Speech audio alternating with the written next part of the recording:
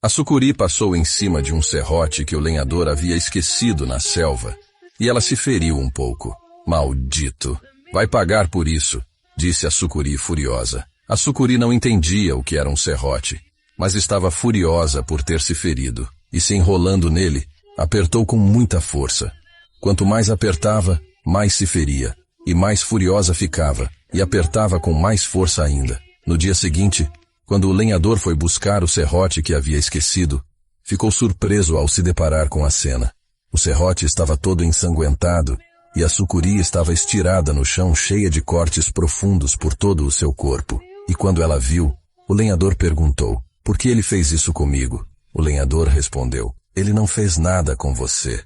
Você mesmo com seu próprio ódio se feriu sozinha." Moral da história: a vingança e o ódio traz consequências irreparáveis, mas o perdão traz liberdade para a alma.